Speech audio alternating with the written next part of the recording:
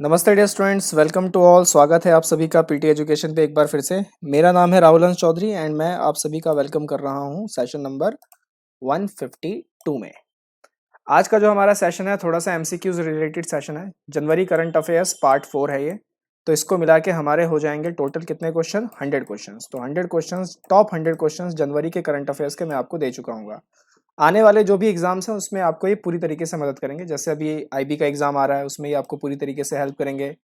SSC के जो भी एग्जाम्स है, बैंकिंग के एग्जाम्स है, साथ ही साथ यूपीएससी ईपीएफओ जैसे एग्जाम्स को भी टैकल करने में ये जो एमसीक्यूज की ये जो सीरीज है आपकी पूरी तरीके से मदद करेगी। Brought to by PT education and powered by PT जायस एकेडमी। चलिए स्टार्ट करते हैं आज का सबसे पहला काम। तो सबसे पहला जो सवाल है हमारे पास, रिसेंटली फीकी ऑर्गेनाइज्ड मैस्करेड 2021 सेवेंथ एडिशन। ये जो मैस्करेड है इसमें सी का क्या मतलब है? चार ऑप्शन है आपके पास, कंट्री, करेंसी, काउंटडाउन या काउंटरफीट। क्या होगा सही जवाब बताइए। ये हमने अपने 5 फैक्ट्स की सीरीज में भी इसको लिया था, masquerade organized by FICCI, right. And the correct answer is, guess किया होगा आप लोगों ने, जिन्होंने डी गेस किया है बिल्कुल सही है उनका, and the D is counterfeit. बता देता हूं मैं आपको थोड़ी सी जानकारी इस पे। मैस्करेड का मतलब है movement against smuggled and counterfeit trade. Movement against struggled and counterfeit trade किसके लिए है? ये जो भी प्रोडक्ट्स जो काफी मतलब स्पूरियस हैं, इलीगल हैं, राइट, काउंटरफीटिंग है, नकली प्रोडक्ट्स हैं, उनके ऊपर एक फीकी ने मतलब ये एक सभा ऑर्गेनाइज की थी जिसका 7वां एडिशन था पोस्ट कोविड इंडिया में, यानी कोविड के बाद भारत में। तो सी यहाँ पे है counterfeit, movement against smuggled and counterfeit trade. दूसरे सवाल पे आते हैं। नेशनल गर्ल चाइल्ड डे हर साल कब ऑब्जर्व किया जाता है? नेशनल गर्ल चाइल्ड डे बताइए। पहला ऑप्शन है 22 जनवरी, दूसरा 23 जनवरी, तीसरा 24 जनवरी एंड चौथा 25 जनवरी। कब है national girl child day? And correct answer is 24 January. C is the correct answer, right. National girl child day कब होता है? 24 जनवरी को होता है। इस बार कौन सा एडिशन था? इस बार 13th एडिशन था, ये भी आपको ध्यान रखना, 13th एडिशन था इसका। साथ ही साथ एक दिन के लिए एक लड़की को सीएम बनाया गया था भारत में। उस लड़की का नाम था सृष्टि गोस्वामी, और वो किस राज्य की सीएम बनी थी एक दिन के लिए 24 जनवरी के दिन? तो उत्तराखंड की वो सीएम बनी थी। नाम भी याद रखिएगा लड़की का, द गर्ल नेम्ड एज सृष्टि गोस्वामी। साथ ही साथ मध्य प्रदेश ने भी नेशनल गर्ल चाइल्ड डे को देखते हुए कुछ मतलब लॉन्च किया था, एक अभियान उन्होंने लॉन्च किया है जिस अभियान का नाम है पंख। ये सारे मतलब एक दूसरे से रिलेटेड है, तो मैं सब आपको लगे हाथों बता दे रहा हूँ। 24 जनवरी national girl child day, 13th edition, Uttarakhand में मतलब एक दिन के लिए सीएम बनाया गया सृष्टि गोस्वामी को। पंख अभियान किसने लॉन्च किया? मध्य प्रदेश ने लॉन्च किया है। क्या है पंख?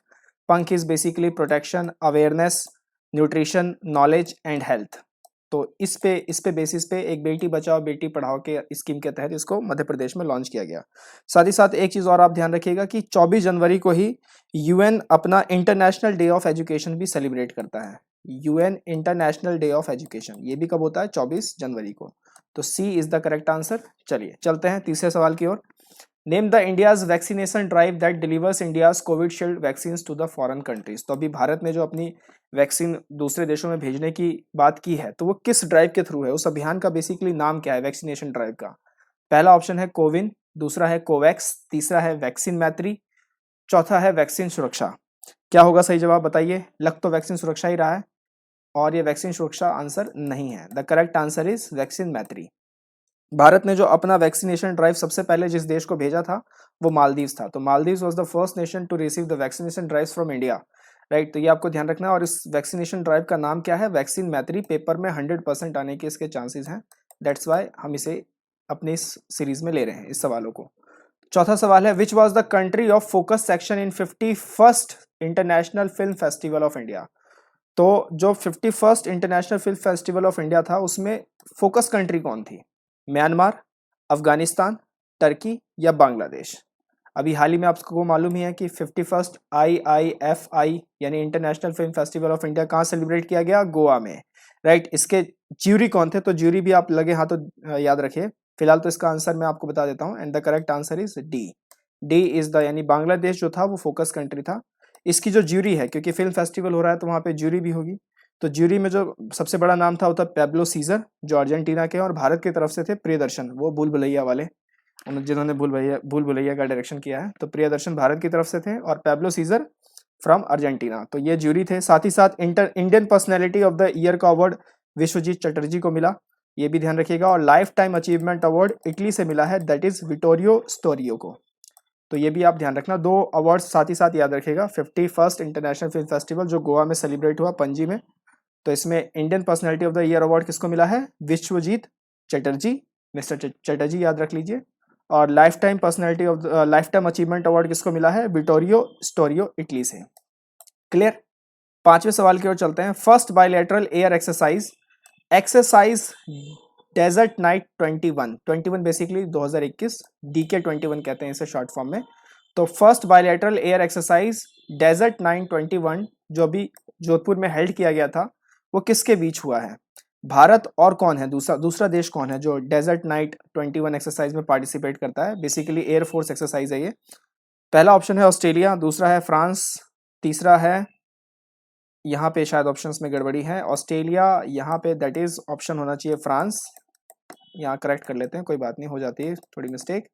दूसरा ऑप्शन आप फ्रांस ले लीजिए, तीसरा ऑप्शन आप रशिया ले लीजिए, और चौथा ऑप्शन जो है आप जापान ले सकते हैं।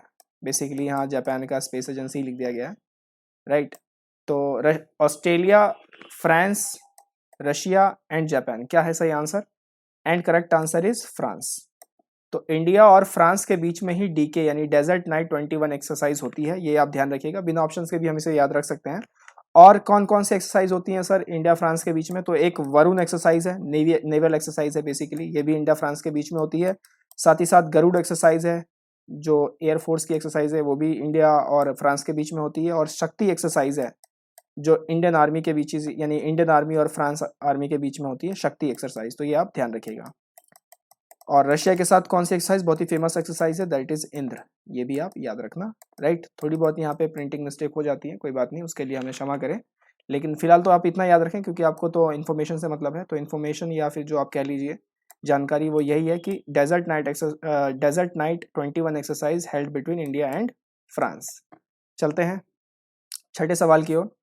6th क्वेश्चन है, recently which space organization launches 143 satellites in a single mission? तो एक सिंगल मिशन में इस बार हाल ही में 143 सैटेलाइटें जो हैं वो लॉन्च किए गए हैं। तो इसे किस स्पेस ऑर्गेनाइजेशन ने किया है? क्या इसरो ने किया है, नासा ने किया है, स्पेसएक्स ने किया है, या जाक्सा ने किया है?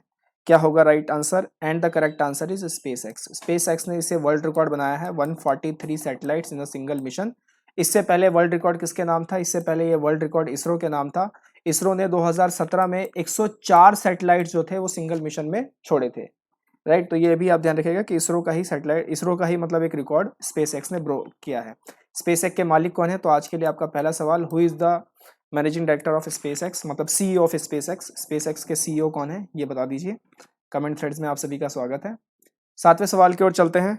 बुक इंडिया 2030 राइज ऑफ राजसिक नेशंस ऑथर्ड बाय, ये किताब किसने लिखी है ये आपको बताना है। Who wrote this book India 2030 rise of राजसिक नेशन? बेसिकली ये जो बुक है इसमें बहुत सारी एसेज वगैरह लिखी गई हैं और साथ ही साथ बताया गया है कि किस तरीके से भारत एक आने वाले समय में 2030 में एक सुपर पावर बनेगा।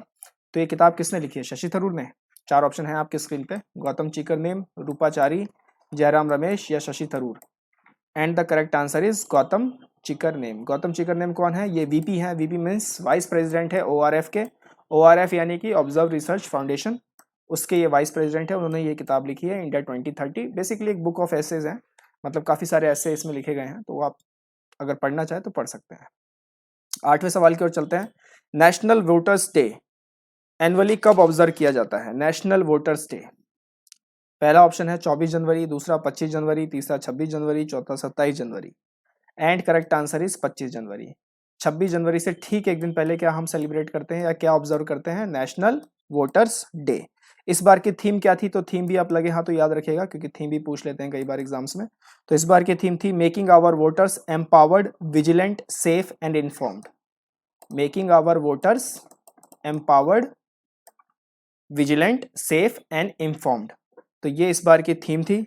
साथ ही साथ जो प्रेसिडेंट है यानी रामनाथ कोविंद जी, उन्होंने मतलब हेलो वोटर्स करके ECI का एक वेब रेडियो भी लॉन्च किया है, हेलो वोटर्स करके।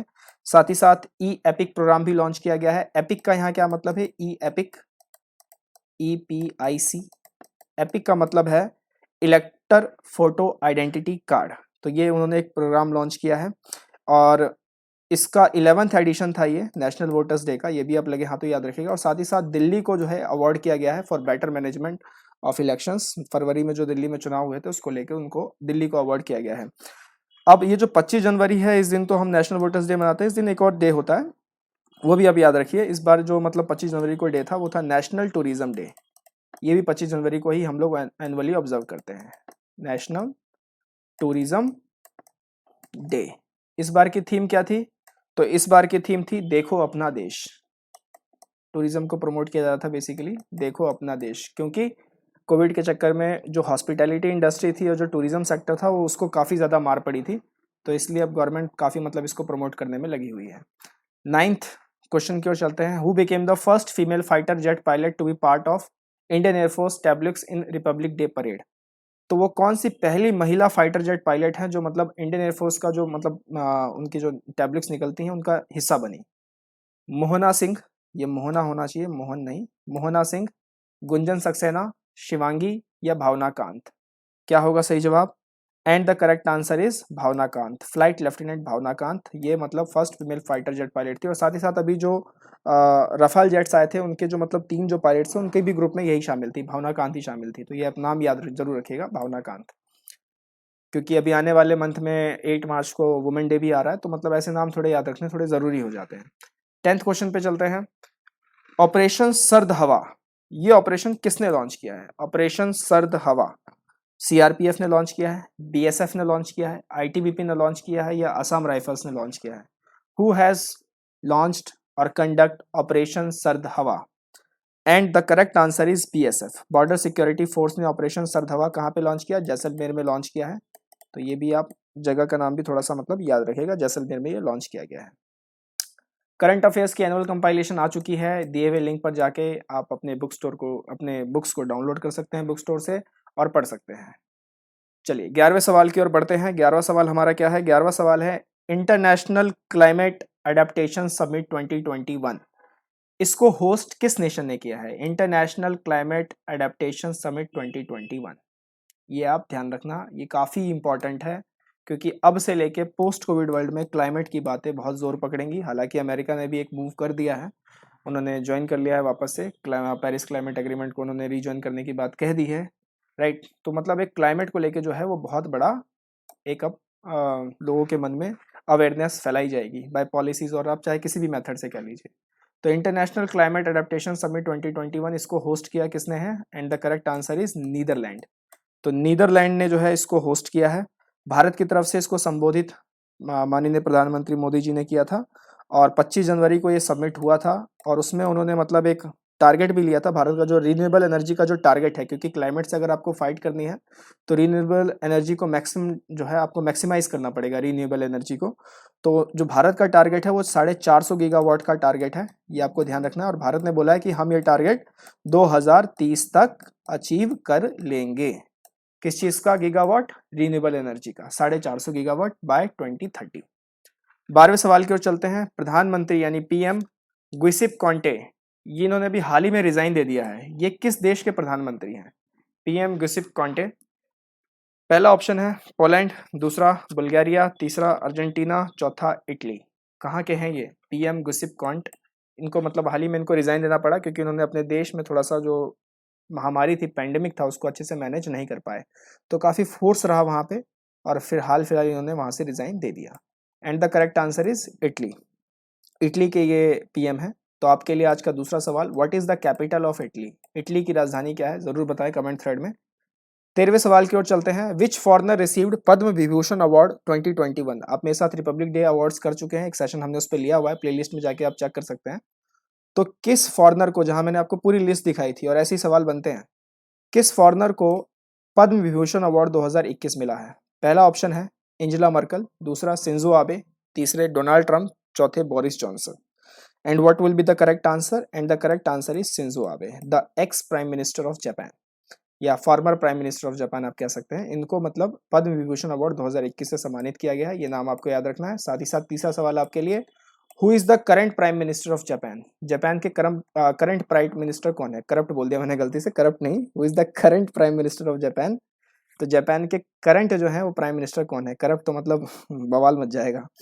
14 पे चलते हैं, 14th question. Inequality virus report ये किसने रिलीज किया है? इनइक्वलिटी वायरस, इनइक्वलिटी वायरस ये जो रिपोर्ट है ये किसने प्रिपेयर किया है? Oxfam, IMF, world bank, world economic forum. Who has prepared inequality virus report? आप अगर थोड़ा बहुत अगर पढ़ते हैं रिपोर्ट्स वगैरह तो आप इसको बहुत आसानी से क्रैक कर सकते हैं। The correct answer is Oxfam, क्योंकि ऑक्सफैम ही वो ऑर्गेनाइजेशन है जो इनइक्वलिटीज को लेकर काफी ज्यादा काम करती है। हालांकि वर्ल्ड इकोनॉमिक फोरम भी बहुत सारे पहलुओं पे काम करती है, पर ये जो इनइक्वलिटी वायरस है ये ऑक्सफैम में है। इस रिपोर्ट के अनुसार ये बातें की गई हैं कि कोविड के दौरान अमीर और अमीर हो गया और गरीब हो गया। भारत की अगर बात करें तो भारत की इस रिपोर्ट के तहत जो रैंक है वो 6th रैंक है। और भारत में जो मतलब टॉप 100 बिलियनियर्स हैं उनके पास जो संपत्ति है, टॉप 100 जो बिलियनियर्स हैं जो उनके पास संपत्ति है उसमें 35% का इंक्रीमेंट हुआ है, ऐसा इस रिपोर्ट का कहना है। और भारत को इन्होंने क्या पोजीशन दी है? 6th रैंक दिया है। तो ये भी आप याद रखिएगा, इनइक्वलिटी वायरस से रिलेटेड है ये। 15वें सवाल की ओर चलते हैं।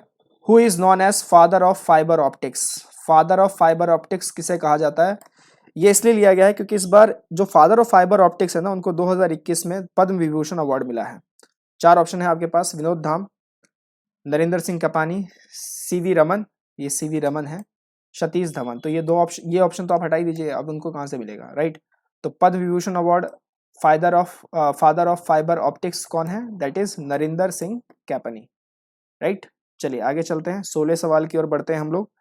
16th क्वेश्चन है हमारे पास कि किस कंट्री ने प्लेज किया है, शपथ ली है बेसिकली कि हम यूएन पीस बिल्डिंग फंड में $1,50,000 जो है ट्रांसफर कर देंगे 2021 के लिए, राइट? किस देश ने ऐसा बोला है कि हम ऐसा कर देंगे? यूएसए, ब्राजील, इंडिया या Australia? And correct answer is India. India ने बोला है कि हम यूएन पीस बिल्डिंग फंड में 2021 में 1,50,000 USD यानी US डॉलर हम फॉरवर्ड कर देंगे। 17वें सवाल की अगर चले तो who is the current prime minister of Estonia? Estonia के करंट प्राइम मिनिस्टर कौन है? ये आपको बताना है। Who is the current prime minister of Estonia? Kaja Kallas, Helen Clark, Tarja Halonen, Laura Chinchilla. And the correct answer is Kaja Kallas. Kaja कलस जो है वो करंट प्राइम मिनिस्टर है। क्यों लिया मैंने ये सवाल? इसलिए लिया क्योंकि ये first ever female prime minister है एस्टोनिया की। तो एस्टोनिया जो देश है, एस्टोनिया, लिथुविया, लिथुआनिया, ठीक है, ये सारा पहले रशिया का पार्ट था लेकिन बाद में फिर हट गया। तो इसके जो मतलब पहली जो मतलब महिला प्राइम मिनिस्टर है वो कौन है? काजा कलस है, फर्स्ट फीमेल। याद रखिएगा कि एस्टोनिया को यानी एस्टोनिया को जो इंडिपेंडेंस है वो 1991 में मिली, उसके बाद की बात चल रही है कि सिंस इंडिपेंडेंस के बाद पहली मतलब महिला प्रधानमंत्री जो बनी है वो कौन है? काजा कलस। किस पार्टी से बिलोंग करती है? रिफॉर्म पार्टी से। इनसे पहले कौन थे? इनसे पहले थे जूरिस रेटस। ये भी नाम आप याद रखिएगा, कई बार पूछ लेते हैं इनसे पहले कौन थे, क्योंकि ये तो अभी हाल ही में बनी है तो पहले भी तो कोई रहे होंगे। दैट इज जूरिस रेटस। यहाँ की कैपिटल क्या है एस्टोनिया की? किसी को मालूम है? चलिए मैं बता देता हूँ, यहाँ की कैपिटल है Tallinn. Tallinn is the capital और इसकी जो मतलब करेंसी है वो तो यूरो ही है। 18वें सवाल की ओर चलते हैं। ग्लोबल क्लाइमेट रिस्क इंडेक्स 2021 इसे कौन पब्लिश करता है? ग्लोबल क्लाइमेट रिस्क इंडेक्स, ये हमने 5 फैक्ट्स की सीरीज में इसको कवर अप किया हुआ है तो आप वहां से देख सकते हैं। पहला ऑप्शन है जर्मन वॉच, दूसरा UNDP, तीसरा UNEP, चौथा global environment facility GEF। And the correct answer is German watch. German watch इसे पब्लिश करती है। भारत की क्या रैंक थी सर इसमें? भारत की रैंक थी 7th। पिछले साल कितनी थी 2020 में? पिछले साल थी 5th। क्लियर? तो ये सब जो चीजें हैं ना आपको ध्यान रखनी है। 19वें सवाल की अगर हम बढ़े, which country will host 2022 women Asia cup of football? तो वुमेन एशिया कप जो है फुटबॉल का 2022 में होने वाला है, इसको कौन होस्ट करेगा? बांग्लादेश, इंडिया, पाकिस्तान या श्रीलंका? ऑब्वियस सी बात है, एशिया है तो एशियन नेशंस ही इसको करेंगे। And the correct answer is India. India इसको होस्ट करेगा। किसके बैनर के तले? तो AFC के बैनर के तले। AFC क्या है? AFC है एशियन फुटबॉल कॉन्फेडरेशन। इसका हेडक्वार्टर कहाँ है? इसका हेडक्वार्टर है कुआलालंपुर, राइट? तो ये ऐसे ऐसे आपको याद रखना है सारी चीजें। 20वें सवाल की ओर चलते हैं। Which organisation released framework statement on development and regulatory policies? ये सवाल तो ये लगा लो कि इस बार RBI ग्रेड बी की परीक्षा में पूरा पूरा देखा जाएगा, right? Which organization release framework statement on development and regulatory policies? पहला ऑप्शन है आरबीआई, दूसरा सेबी, तीसरा ईडे, आईआरडीए, चौथा है बीएसई यानी बॉम्बे स्टॉक एक्सचेंज। क्या होना चाहिए सही जवाब? And the correct answer is RBI, क्योंकि मैंने बोल ही दिया कि इस बार आरबीआई की परीक्षा में पूरा दिखाई देगा। ये आरबीआई है बेसिकली। ये जो फ्रेमवर्क है ये इस बार की मॉनेटरी पॉलिसी का एक पार्ट है, उसमें तय किया गया था statement on development and regulatory policies, तो इसके आने के थोड़ी सी संभावना ज्यादा है। 21वें सवाल की ओर चलते हैं। Which state top in second edition of India justice report 2020 release by Tata trust? मैंने आपको ये रिपोर्ट पूरे अच्छे से पढ़ाई हुई है, पूरा हमने समय लेके इस पे सेशन बहुत बढ़िया बनाया हुआ है, आप देख सकते हैं। जिन्होंने नहीं देखा दोबारा देख लेना, कोई दिक्कत नहीं। पहला ऑप्शन है महाराष्ट्र, दूसरा तमिलनाडु, तीसरा तेलंगाना, चौथा केरला। तो इंडिया जस्टिस रिपोर्ट 2020 में किस राज्य ने टॉप किया है? And the correct answer is Maharashtra. Maharashtra की जो जस्टिस डिलीवरी सिस्टम है इस रिपोर्ट के अनुसार सबसे अच्छी बताई गई है, सबसे बेहतर बताई गई है। 22वें सवाल पे चलते हैं। What is India's rank in 2020 corruption perception index? तो करप्शन परसेप्शन इंडेक्स में भारत की रैंक कितनी है ये मैं बार बार आपको बता चुका हूँ। एंड करेक्ट आंसर क्या होना चाहिए? 86, 81, 46, 76? बोलिए बोलिए। And the correct answer is 86। Bharat की रैंक कितनी है? 86। पहले कितनी थी? 80। इस बार भारत का स्कोर कितना है? 40। पहले कितना था? 41। मतलब डिटेरिएट हुई पोजीशन, 80 से हम 86 पे आ गए हैं, मतलब बहुत बैड परफॉर्मेंस है, करप्शन बढ़ता ही जा रहा है। इसको रिलीज कौन करती है इस इंडेक्स को? तो ट्रांसपेरेंसी इंटरनेशनल इसको रिलीज करती है, ये भी आपको ध्यान रखना है। Transparency international. टॉप किसने किया है? टॉप किया है न्यूजीलैंड और डेनमार्क, दोनों की पोजीशन 1 आई है। और सबसे वर्स्ट पोजीशन यानी सबसे जो लास्ट रैंकिंग में आए हैं वो आए हैं सोमालिया और साउथ सुडान। सोमालिया और साउथ सुडान, तो ये आप ध्यान रखिएगा। इस तरीके से सवाल पूछे जा सकते हैं, कुछ भी पूछा जा सकता है। मेरा काम है आपको सब कुछ बता देना, सारी जानकारी मैंने आपको दे दी है। 23वें सवाल पे चलते हैं। ग्लोबल क्लाइमेट लिटिगेशन, ये लिटिगेशन है basically. Global climate litigation report 2020 status review, ये किसने रिलीज किया है? Global climate litigation report 2020 status review released by whom? UNEP, IUCN, IPCC यानी intergovernmental panel on climate change, GEF यानी global environment facility, किसने इसको release किया है? And correct answer is UNEP. UNEP ने ग्लोबल क्लाइमेट लिटिगेशन रिपोर्ट 2020 को release किया है। इसमें बेसिकली सारे रूल्स एंड नॉर्म्स है क्लाइमेट को लेके, कि कैसे कैसे देश अपने रूल्स एंड नॉर्म्स बनाएंगे, उस पर क्या केसेस हो सकते हैं वगैरह वगैरह, इसमें सारी वो बातें हैं, लॉज से रिलेटेड ज्यादा बातें हैं। 24वें सवाल की ओर चलते हैं। What is India's rank in Asia Pacific personalised health index 2020? तो भारत की Asia Pacific personalised health index 2020 में क्या रैंक है? पहला ऑप्शन है 10, दूसरा है 11, तीसरा है 7, चौथा है 8। क्या रैंक है भारत की, जरूर बताइए। And correct answer is 10th। Bharat की रैंक है 10th Asia Pacific personalize health index में। इसको रिलीज कौन करती है? तो इकोनॉमिक इंटेलिजेंस यूनिट, ये भी आप ध्यान रखिएगा, EIU, इकोनॉमिक इंटेलिजेंस यूनिट इसको रिलीज करती है। भारत का स्कोर कितना है? भारत का स्कोर है 36 और पहला पोजीशन किसको मिला है? सिंगापुर को। तो सिंगापुर ने इस इंडेक्स में किया है टॉप, तो ये भी आप लगे हाथों याद रखिएगा। भारत की रैंक थोड़ी सी ज्यादा जरूरी है। कितनी रैंक है? 10th। लास्ट सवाल आज का। World neglected tropical disease day annually observed on? जो वर्ल्ड नेग्लेक्टेड ट्रॉपिकल डिजीज है वो हर साल कब ऑब्जर्व किया जाता है? 26 जनवरी, 28 जनवरी, 30 जनवरी या 2 फैब? क्या होना सही चाहिए सही जवाब? And the correct answer is 30 जनवरी। 30 जनवरी को हम लोग क्या एनुअली ऑब्जर्व करते हैं? World neglected tropical diseases. Clear? तो ये थे सारे 25 सवाल जो मैंने आपको बता दिए। आइए खुद को एनरोल कीजिए सीए बूस्टर प्रीमियम लेवल 1 में, अगर आप चाहते हैं अपने आप को रेगुलर स्टडी में बना के रखना और एक इंटेलेक्चुअल पावर हाउस खुद को बनाना इंक्विजिटिव माइंड्स के साथ। और साथ ही साथ है पावर ऑफ 10, जिसमें मिलेगा आपको मतलब 10 एक्सीलेंट एडिटोरियल एनालिसिस। दिए हुए लिंक पे जाके आप अपना सब्सक्रिप्शन ले सकते हैं। हम मिलते रहेंगे, बढ़ते रहेंगे ऐसे ही एक दूसरे के साथ। टिल देन टेक केयर, नमस्ते, जय हिंद।